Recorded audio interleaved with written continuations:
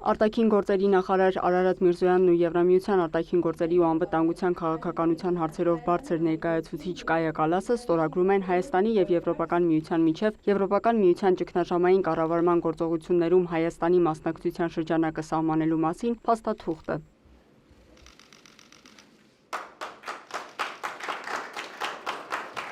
Հայաստանի և Եվրամիության հարաբերությունները երբեք այսքան ընդգրկուն և սերտ չեն եղել, մամուլի ասուլիսի ժամանակ նշեց արտգործնախարար Արարատ Միրզոյանը։ Այսօր նաև Հայաստան-Եվրամիություն անվտանգության և պաշտպանության ոլորտներում խորհրդակցությունների մեկնարկն է տրվել, հայտարարեց նախարարը, ասաց, որ սա վճռորոշ քայլ է գործակցության շրջանակը համապատասխանեցնելու ժամանակակից մարտահրավերներին։ Նախարարը նաև ասաց, որ Հայաստանը և Եվրամիությունը հաջողությամբ ավարտել են գործընկերության նոր օրակարգի վերաբերյալ բանակցությունները։ Հավակնոտ փաստաթուղթ է, որը գործակցությունը նոր ուղղություններով է համալրելու, միաժամանակ խթանելով նաև համապարփակ և ընդլայնված գործընկերության համաձայնագրի արդյունավետ կիրարկումը։ Վերջերս Հայաստանի Հանրապետության ազգային ժողովը ընդունեց Եվրոպական միությանը Հայաստանի անդամակցության մեկնարկի մասին օրենքի նախագիծը, որը արտացոլում էր Հայաստանի քաղաքացիների եվրոպական ձգտումները։ Գործընկերոջս հետ հնարավորություն ենք ունեցել քննարկել այս օրենքի կիրարկման հնարավոր հետագա իրատեսական քայլերը։ Քննարկել ենք նաև մուտքի արտոնագրերի ազատականացման երկխոսության հաջող ընթացքին վերաբերող հարցեր, որը մեր կարծիքով Հայաստանի քաղաքացիներին Եվրոպական միությանը մոտեցնելու լավագույն հնարավորությունն է և Հայաստանի կողմից անհրաժեշտ բարեփոխումների իրականացմանը զուգահեռ ակնկալում ենք նաև իհարկե այս ուղղությամբ շոշափելի քայլեր։ Խոսելով տնտեսական բաղադրիչի մասին, Միրզոյանը նշեց, որ քննարկել են այն ծրագրերն ու գործիքակազմը, որոնց միջոցով հնարավորություն կա խորացնել տնտեսական կապերը, ապահովելով Եվրոպական միության շուկայի հասանելիություն։ Ընդգծել եմ գլոբալ դարպաս ռազմավարության և Հայաստանի կառավարության խաղաղության խաչմերուկ նախագծի համադրելիությունը, կասեի ավելին փոխ լրացնելու ներուժը։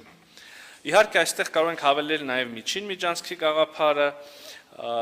որի շուրջ քննարկումներ ենք ունեցել մեր մյուս գործընկերների հետ։ Այս համատեքստում կընդգծեմ Հարավային Կովկասի որպես Եվրոպայի և կենտրոնական ու արևելյան Ասիայի միջև կապող կամրջի դերը,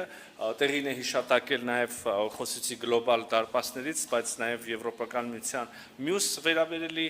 ռազմավարությունը, Սևծովյան նոր հայտարարված ռազմավարությունը։ Հարավային Կովկասի անվտանգային իրավիճակը ներկայացնելիս Միրզոյանը տեղեկացրել է Հայաստան-Ադրբեջան կարգավորման համատեքստում վերջին զարգացումների մասին, ընդգծել Հայաստանի պատրաստակամությունը Ադրբեջանի հետ անմիջապես սկսել խորհրդակցություններ, որոշելու խաղաղության պայմանագրի ստորագրման տեղը և ժամանակը, քննարկելու բոլոր հարցերը։ Նաև բարձր ներկայացուցիչի հետ քննարկել ենք 2026 թվականի գարնանը Հայաստանում կայանալիք Եվրոպական քաղաքական համայնքի գագաթնաժողովի անցկացման առնչվող հարցեր եւ այստեղ եւս մի միջոցառում է, մի ուղղություն, որտեղ մենք երկու կողմերս պետք է համադրենք մեր ջանքերը։ Կայա Կալասը եւս նշեց, որ Եվրամիությունը եւ Հայաստանը երբեք այսքան մոտ չեն եղել, որքան հիմա, եւ Եվրամիությունը պատրաստ է խորացնել գործակցությունը Հայաստանի հետ։ Հաճիկով հայտարարում եմ նոր գործընկերության օրակարգի շուրջ բանակցող կողմերի միջև քաղաքական համաձայնության մասին, որը սահմանում է մեր առաջնահերթությունները տնտեսական զարգացման, անվտանգության եւ դիմակայունության ոլորտներում։ ԵՄ-ն այս առումով տրամադրում է 270 միլիոն եվրո դիմակայունություն եւ աճ ծրագրի շրջանակներում 2024-27 թվականների համար։ Սա նախատեսում է աջակցություն բիզնեսներին բարելավելու փոխկապակցվածությունը Հայաստանի եւ Եվրամիության միջև, նպաստում է բարեփոխումներին ուղղված ջանքերին։ Մեր հարաբերությունները իհարկե չեն սահմանափակվում միայն տնտեսական կապերով։ Մենք նաեւ Լեռնային Ղարաբաղից բռնի տեղահանվածներին բնակարանաշինության եւ սոցիալ-հոգեբանական աջակցություն ենք տրամադրում։ Ըստ Կալասի առանցքային տեղ են զբաղեցնում ժողովուրդ շփումները, ահա թե ինչու է զարգանում մուտքի արտոնագրերի ազատականացման երկխոսությունը։ Եվրոպական հանձնաժողովն ընդունել է մուտքի արտոնագրերի ազատականացման գործողությունների ծրագրի առաջարկը, եւ երբ պայմանները կատարվեն գործընթացն ավարտին հասցվի, այն Եվրամիությունը եւ Հայաստանը ավելի կմոտեցնի միմյանց։ Խոսելով Հայաստանի եւ Ադրբեջանի մասին, Կալասը ընդգծեց, աջակցում են երկու երկրների հարաբերությունների կարգավորմանը, հիմք ընդունելով ինքնիշխանության, տարածքային ամբողջականության եւ սահմանների անխախտելիության սկզբունքները։ Շեշտեց, այլընտրանք չկա այս սկզբունքներին։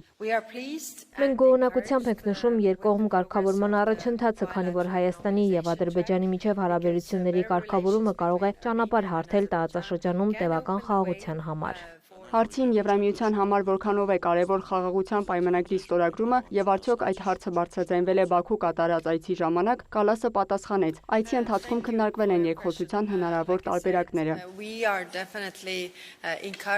Միանշանակ մենք ոգևորված ենք Հայաստանի եւ Ադրբեջանի միջև կարգավորման գործընթացով։ Կցանկանայինք տեսնել այս գործընթացի ամփոփումը հնարավորինս շուտ։ Մեզ անհրաժեշտ է ավելի մեծ կայունություն ամբողջ աշխարհում, ոչ միայն այս տարածաշրջանում։ Ըստ Կալասի Եվրոպան Կենտրոնական Ասիային կապելու գործընթացի համատեքստում կարևոր է, որ այդ գործընթացն ամփոփվի հնարավորինս արագ։ Պատասխանելով հարցին, թե ինչ փուլում է խաղաղության պայմանագրի ստորագրման գործընթացը եւ ինչ քննարկումներ են ընթանում, Միրզոյանն էլ նշեց, մեկ անգամ չէ, որ հայտարարել են Մինսկի խմբի լուծարման օրակարգը ընդունելի լինելու մասին։ Միաժամանակ հասկանալով, որ խաղաղությունը, որը հաստատվում է, պետք է լինի ինստիտուցիոնալ։ Մենք դա տեսնում ենք խաղաղության պայմանագրի ստորագրմամբ, հետեւաբար, եթե մենք ստորագրում ենք խաղաղության պայմանագիրը կամ նույնիսկ եթե մենք ֆիքսում ենք այն օրը, երբ կարելի է ստորագրել խաղաղության պայմանագիրը, շատ շոշափելի տեսանելի մոտ ապագայում, ապա մենք կարող ենք Մինսկի խմբի լուծարման ուղղությամբ համատեղ քայլեր սկսել։ Մյուս կողմից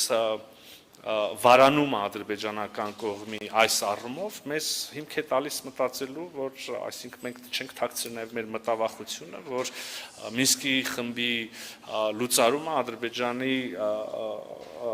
համար կարող է այլ նպատակներ հետապնդել, նպատակներ, որոնք կարող են խաթարել օրինակ մեր տարածքային ամբողջականությունը։ Հետևաբար կրկին մենք ուզում ենք համոզվել, որ վերջնական համապարփակ ինստիտուցիոնալ խաղաղություն ենք հաստատում եւ այն դեպքում բնականաբար Մինսկի խմբի անհրաժեշտությունը ինքնին վերանում է։ Խոսելով Ադրբեջանի մյուս նախապայմանների, մասնավորապես սահմանադրական փոփոխությունների մասին, նախարարն ընդգծեց. մեկ անգամ չէ, որ նշել են դա բացառապես Հայաստանի ներքին օրակարգն է։ Այն ասպեկտով, որով որ